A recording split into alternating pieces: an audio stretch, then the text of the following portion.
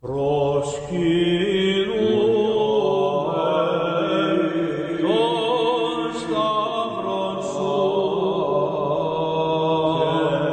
back to the History of the Papacy podcast, a podcast about the popes of Rome and Christian Church.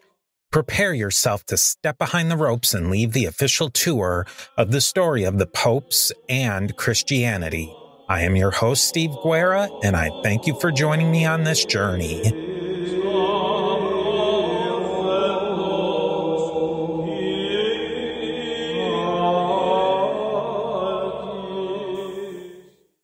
Okay, scenario 6. What if Jesus had lived past the Great Revolt? Now, dear listener, I admit I have got hardly any notes on this because I have absolutely no idea what would have happened if Jesus had lived past the Great Revolt. Oh, okay, well, there's a theological concern. Jesus hasn't been crucified. This causes a little issue. What if he'd just carried on teaching and died naturally of old age? And then maybe he mysteriously disappeared. I mean, there's a lot of other prophets who mysteriously disappear. Does Christianity still exist? I would have to imagine that he becomes way less of a controversial figure. I think that he really could have turned into a prophet for everyone, for all the Jewish sects. You know, if he keeps on a roll, he's doing the same thing, doing miracles. He's still controversial, kind of like an Elijah figure. He's calling out people. He's doing everything like that. That's just what I was thinking, an Elijah-like figure. No, he's not making everybody happy, no. But... Do you think Christianity would have survived in any form that we would recognize? I think that Judaism itself probably would have changed. I guess, would it be, in this scenario, it's all things being equal, that there still would have been the revolts? And when would have Jesus have died? Oh, he lives past the Great Revolt, so into the 70s or maybe the 80s. So he would be old. He would be very old by the standards of his time. But it's possible. It'd be kind of interesting if he died during the revolt. Oh, ooh. What the fallout from that would be. That could make Christian theology even more complicated than it is now if he died during the revolt. God took his son during the revolt. Or maybe he ends up being explicitly killed by the Romans, which is just like what happened. Just happens 30 years later. It's like one of those ones where everything's different, but then it winds up basically the same way. That's right. It's that sort of time travel story, isn't it? Things change massively, but yet, yeah, it ends up the same. It could have ended up exactly the same. Because I guess it would depend, Paul, or what would... A lot of the story would be is what happens in those intervening years. What does Paul do? Because Paul doesn't have his miraculous conversion story if Jesus is actually there. Or it's very different.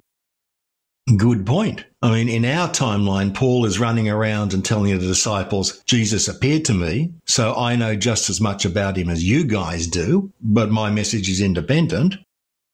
But let's say Paul had some sort of attraction to Jesus. Yeah, but Jesus is still around. So he can actually still talk to Jesus. Oh, that'd be interesting. Jesus meets Paul. Ooh, that'd be a conversation and a half, wouldn't it? And then if he does get killed in the revolt in a similar way of where it's a persecution and he dies, and it almost turns everything that happened in the 30s up to 11. Yeah. Because he has all of that time. And again, in that intervening time, we have to imagine it's a world where he's just getting better and better at it to have made it. And he hasn't been forgotten by 70 because he didn't be old at that time. Like you said, he's going to be in his 70s or 80s. If he's still a firebrand, kind of like you would imagine with Elijah. And instead of his death being an obscure death in the 30s, executed as a criminal, if it's during the Great Revolt, as you say, the drama is turned up to 11 because he's killed in this massive public revolt. Then you think all of the prophecies of the temple being destroyed, it's not something that happens 40 years down the road. It's happening right now. That's true. Which again turns the apocalypticism to the max. Jesus actually dies during the apocalypse he foretold. Oh, that should be the real story. That would have been so much more dramatic. Maybe a bit too Baz Luhrmann dramatic. What happens after that? So it's the dramatic end, the temple, all this talk about people are maybe by the 70s getting kind of sick of it. Oh, this, all this apocalypticism, where is it? And then boom, it actually happens. What happens after the fact? Well, I suppose, what happened in real life? Okay, there's the apocalypse, which doesn't really happen. It doesn't diminish any Christian's belief in the second coming. Wouldn't it be about the same theologically? It sure seems that way. Maybe just more so. It's everything that happened, but more so. Yeah, but more so, yeah. Everybody's just a little bit more in tune. Maybe the Romans come down with more persecution sooner. The Romans really didn't start persecuting until after the year 100, when we have Pliny's references. But had the Christians been prominent and saying the end of the world is coming around about the year 70, the persecutions would have started a generation earlier, I suppose. Yeah, that is a very interesting one. And that, like you said, I think for this one, I only had a couple of things jotted down. But I think that could have been, I think that is a very dramatic story. If Jesus had lived and then died, and then you have the whole story basically just fast forwarded 40 years, that would have been something of a story. We would have had a lot more parables, wouldn't we? Yeah, that would have changed. Probably the literature would have definitely been vastly different. It certainly would have been bigger. If Jesus was only preaching for 3-4 years, and now he's been preaching for 30 years or whatever, lots more stories to tell. And does he go on the speaker circuit through Asia Minor into Rome? Or does he stay as a Galilean doing basically the same thing? That's an interesting thought. In the Gospels, Jesus is never depicted as keen to leave Jewish areas, is he? I think he only moves to pagan areas, once or twice. He goes to Tyre or something, and he goes to the Decapolis. I think he would have stayed in Galilee, Judea. Paul is going on the big Gentile missions. Maybe Paul keeps inviting him to come and visit him in Greece somewhere, and Jesus never takes up the invitation. So he's like Elvis Presley. Jesus never tours overseas, in effect. Then you get potentially the epistles of Jesus. The clubs are having all these problems, and Paul, James, Peter, they can't agree on anything. And then Jesus has a council. That really does change the equation. Or does he never, is it kind of like his ministry? In those sorts of things, he never really has to get super directly involved because the person, he's still there. So maybe it kicks the can down the road of all those conflicts to a lot of things get ironed out. But then a lot of the conflicts are still bubbling under the surface until he actually dies during the revolt. I can see Jesus basically not stepping in to say, settle arguments between Paul and Peter, because Jesus is still delivering cryptic parables all over them. Maybe he isn't interested in it. So there's still those conflicts. That's the picture that the Gospels give. He's never viewed as like the dictator boss. Yeah, I can't see Jesus stepping in and saying, okay, Paul, you're wrong about A, B, C, and D. Shut up. Peter, let Paul talk. I can't really see that happening. Steve here. We are a member of the Parthenon Podcast Network, featuring great shows like James Early's Key Battles of American History podcast and many other great shows. Go over to parthenonpodcast.com to learn more. And here is a quick word from our sponsors.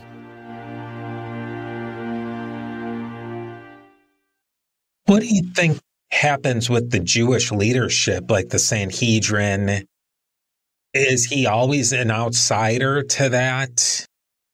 I would say yes. I mean, Judaism has a very long history of prophet outsiders annoying the establishment, doesn't it? And the establishment basically lets them go on because they're not really a threat. Because there were many little prophet/rebels which launched tiny little rebellions, which only lasted a couple of weeks until the Romans sent a cohort down to crush them. The Romans might have had a problem, but I don't think the temple establishment would have. But we're hypothesizing that Jesus is not killed by the Romans for any reason. Maybe they just ignore him. And there is one famous case in Josephus, I think, where the Sanhedrin brings this guy to the Romans saying, he's a danger. He's a danger. And the Roman procurator at the time says, nah, he's just a nut job. Let him go. So we do know that happened. And that's probably what would have happened back in the 30s in this alternate. That would have been the point of departure, is that at the trial, Pilate's, hey, guys, this isn't my problem. This is your this is a you thing, as they say. And this isn't a me thing. It's a you thing. And I'm not going to do anything about it. And they couldn't do anything about it. That's true. They did not have power of life or death, did they? Then over the course of those 30 years, he becomes the mega Elijah, Elisha, Jeremiah, all of them rolled up into one. For whatever reasons, never regarded as a political threat to the Romans, perpetual thorn in the establishment side, and then he's killed gloriously during the Great Revolt. Actually, it would have been interesting. During the Great Revolt, would Jesus have been pro-Roman or anti-Roman? That is a tough one. Because if he had stayed in Galilee, I don't remember what happened to Galilee during those revolts. I think the Romans moved south from Syria and they swept through Galilee and then they swept through Samaria. I wonder if he tries to stay out of it, but then the apocalyptic action clearly would have been in Jerusalem. So he goes down to Jerusalem to make his mark. If Jesus was sensible, he would have just stayed out of it. But maybe he would have sided with the Galileans. I'm on my way to Jerusalem with you guys. Then he gets wrapped up in trying to make peace, and the Romans get mad at him. The establishment gets mad at him, and then that's what lands you back to the original scenario. Okay, Steve, let's move on to a variant of Scenario 6, namely Scenario 7. We're still around about the year 70. In this scenario, Jesus dies when he does die, but Peter and Paul are not persecuted by Nero, and they live either into or past the Great Revolt. Again, they would have been in their 70s, 80s. It's not impossible. The only disciple that tradition holds as surviving past the Great Revolt is really John. The fact that John lived to be supposedly 100 doesn't seem to have influenced much of either what he wrote or his reputation or anything like that. So I guess we would assume they do everything up to the 40s or the 60s is when they customarily 60s. So they would have done everything that they would have done. They both go to Rome. They both preach along the way. And it's really they just live about 3 or 4 years later, 10 years later. I think that they're both traditionally dated to have died around about 64, something like by Nero. Yeah. So let's say they go another 10 years. Yeah, but the important thing is they live into the Great Revolt. So there's this apocalyptic thing happening. Now, supposedly both Peter and Paul are in Italy, and Paul is supposed to have gone on to Spain, but we've got no record of it. What do you assume the point of departure is? They don't get caught up in the Nero persecution and the burning of Rome?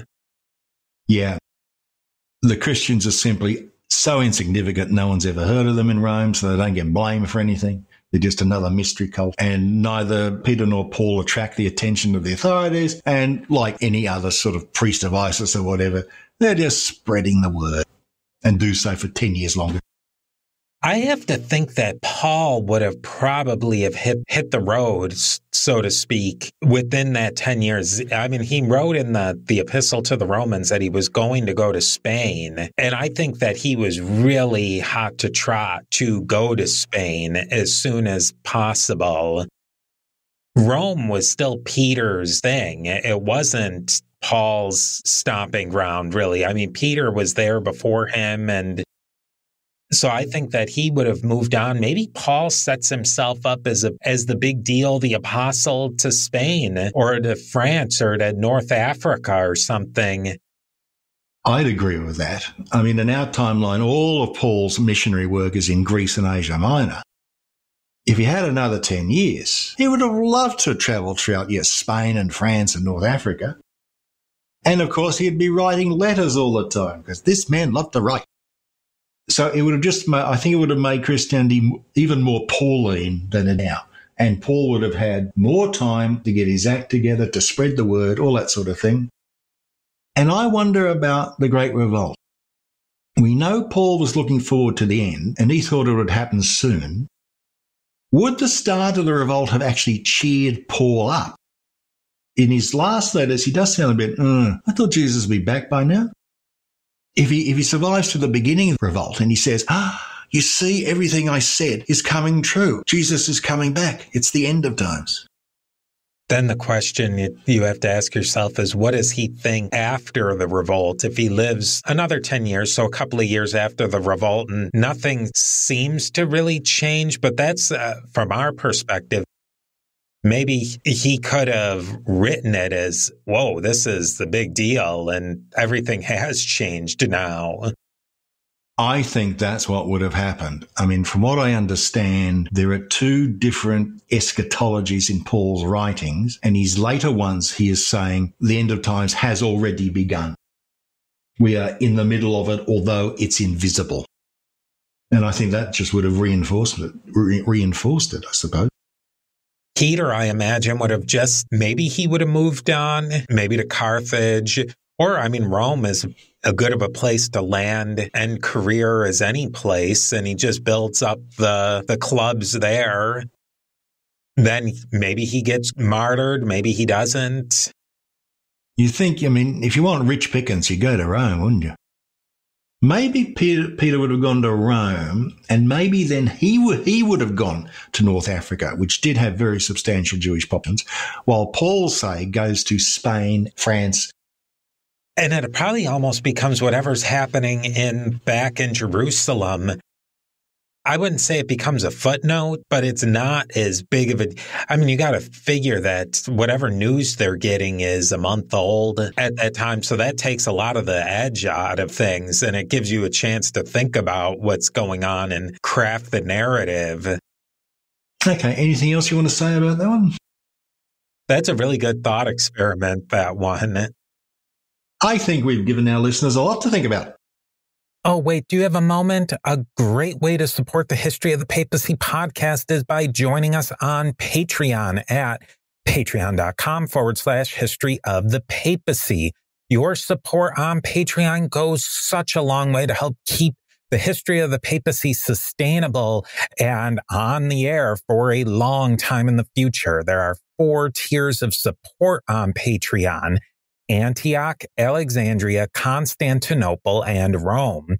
Each of these tiers represents one of the traditional patriarchates of early Christianity. There are many great benefits to you for supporting the show on Patreon. You will receive early and advertisement-free content, bonus episodes, monthly book drawings, and most importantly, you will be included on the History of the Papacy diptychs. In traditional Christianity, the diptychs are the lists of bishops commemorated in the order of their precedence. The sooner you sign up on Patreon, the higher you will be on the lists of the History of the Papacy patrons. Now, here's a brief message from our sponsors. Scenario 8. We've moved on to the year 100. Now, we know from the writings of Governor Pliny, in the year 100, the Roman state was becoming aware of Christians, and it regarded them as pretty off. There may have been little local persecutions of Christians in the empire, but certainly nothing organised. And in fact, from the correspondence we have between Pliny and the letter Trajan, there was no attempt to conduct a systematic persecution. Trajan basically says, yeah, these guys do seem a collection of fairly offensive weirdos, but do not go out of your way to persecute them. Now, the Christians had become infamous for basically sexual outrages, wickedness, and evil deeds. The general pagan population had a fairly poor opinion of them. One author I read said that the closest you could put it to as a modern analogy is that many Romans regarded the Christians as witches. Maybe you were attracted to that sort of thing if you wanted, but otherwise not so much. But let's say that maybe there were some people in the empire who didn't like Christians and would beat up on their neighbours every so often. But the Roman state never ever decided to systematically persecute, or maybe even say they managed to get a better reputation amongst the locals. Maybe say even the Roman state turns them into a bona fide religion, because they did distinguish between bona fide religions and what they would call superstitious rubbish. How would that have affected the growth rate of Christianity and its future, do you think? I think in a lot of ways that we live in the alternative universe, that Christianity was so persecuted. Because I just can't imagine why Christianity keeps getting picked on in the schoolyard so much. I can see later on, like with Diocletian, why Christianity was such a problem, because it really was shaking the foundation of the empire. The little piece of the church, that was during the early 200s, and then there was the major piece of the church that was the there's the persecution under Decius around about 250, I think. And then, then under Diocletian 70 years later, it was the big one. And for that, the big piece of the church, there really wasn't, Christianity wasn't legal, but it wasn't persecuted either. It was kind of like drug laws in Europe, where they just don't enforce the laws. The laws are on the books, but you're not going to get run in for them. I think you have that situation where I think it probably, if that had happened the whole while, Christianity probably would have exploded. We certainly know it exploded after Constantine when it was legalized, and it exploded even more under Theodosius when it was made basically the state religion.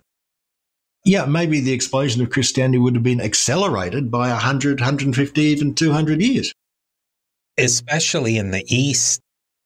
But then the East didn't have those major persecutions, really. That seemed more like a Western thing for the most part. That I'm not sure of, but yeah, the impression I get is that you're not reading about major persecutions in Greece. And I think the two major regional persecutions we know about, the martyrs of Lyon and ones in North Africa, which are dated to, I think, the late 100s. Yeah, they're definitely Western things. It was really only the Diocletian persecution. That was the surprising thing, is that his Augustus, who was that Licinius or Maximian? Maxentius? Whoever his Augustus was in the East really put the screws to the Christians, and that was the shocker. It's like, hey, we've been getting along pretty well here for a long time. I mean, even longer than the Decian persecution. And then all of a sudden, that's when Origen gets caught up and big names start getting caught up. But that was really short-lived. It was pretty intense. I know some people, like modern scholars like Candida Moss, say it wasn't that big of a deal. But if it happens to you, it's a pretty big deal. And they were the ones writing about it. Well, I think we can conclude that had there been no systematic persecution, it would not have changed the attractiveness of Christianity. So for whatever reasons, Christianity expanded fairly quickly, I suppose, in our timeline would certainly have pertained in an alternate timeline. I think my only refutation to that would be is if there is no persecution, if there is no stress put on them, does that make it a weaker organization? Sort of like the, evolutionary theory, where there's no stressors put on the organism, or in this case, the organization, that it becomes a little flabby and it doesn't grow as quickly because it hasn't been stressed. Maybe the Christian organisation would have ended up fat and flabby, and it might have proved an easy target for the Manichaeans or the Mithraists or something. which we'll be discussing in later scenarios. Or if a persecution does come down the road and there's not that core there that will stick it out because they haven't gone through anything. That happened during the Diocletian persecution. There was a lot of fair weather friends who melted off as soon as the heat got turned up. You wouldn't have had your core of willing to die fanatics. It makes me think of the modern day with Mormons and the Jehovah's Witnesses. They go door to door. It's not to convert people. That's like sending out a mailer or an email blast. You get a 0.01% turnaround. It's to harden them, to get people slamming the doors in their faces because it gets them tightened with their community.